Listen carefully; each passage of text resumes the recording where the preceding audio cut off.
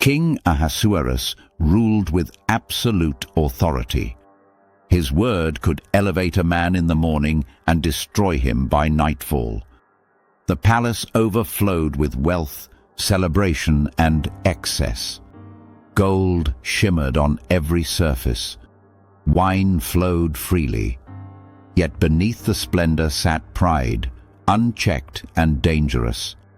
When Queen Vashti refused the king's command to display herself before his guests, the royal advisors panicked.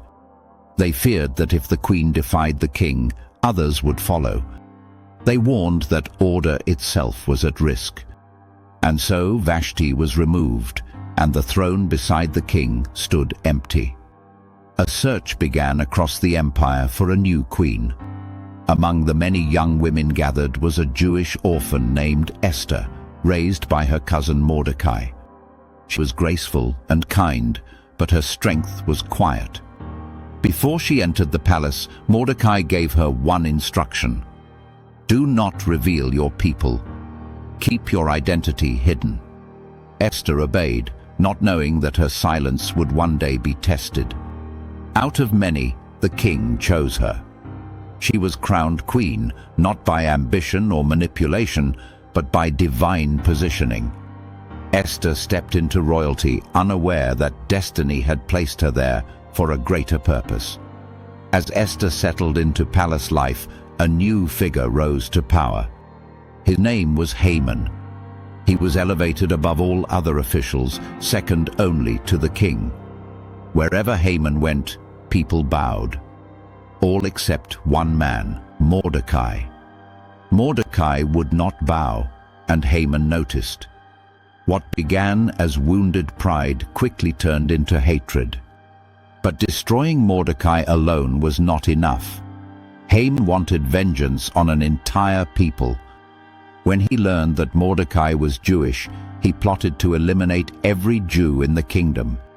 Through flattery and deception, Haman convinced the king to issue a decree.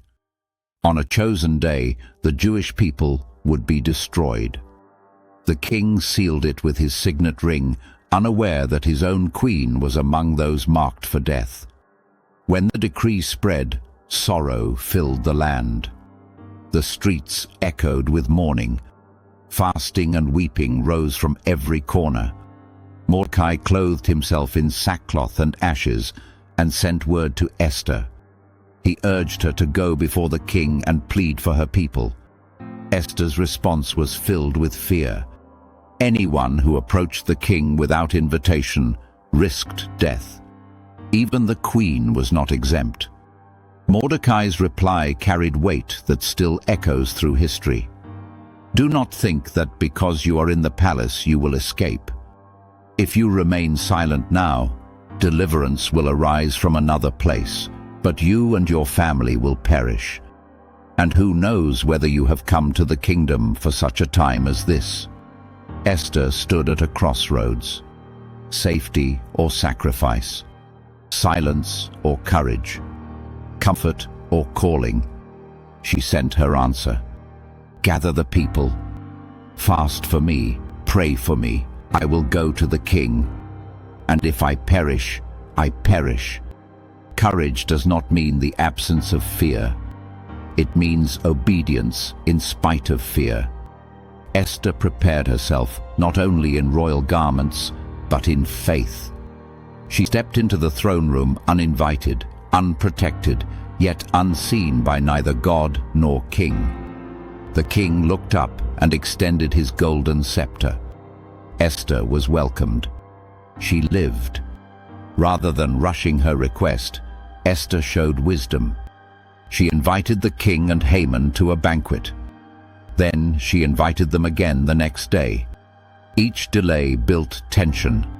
Each moment gave space for God to move. That very night, the king could not sleep. He ordered the royal records to be read aloud. There he discovered that Mordecai had once saved his life, yet had never been honored. By morning, Haman entered the palace, planning to request Mordecai's execution. Instead, he was ordered to honor the very man he despised. The enemy was forced to lift the one he meant to destroy. At the second banquet, the king asked Esther for her request. This time her voice was steady. "If it pleases the king," she said, "let my life be spared, and the life of my people." The king demanded to know who would dare plan such destruction. Esther turned and spoke the truth. "This wicked man, Haman." Room fell silent. Justice moved swiftly. The gallows prepared for Mordecai became Haman's end.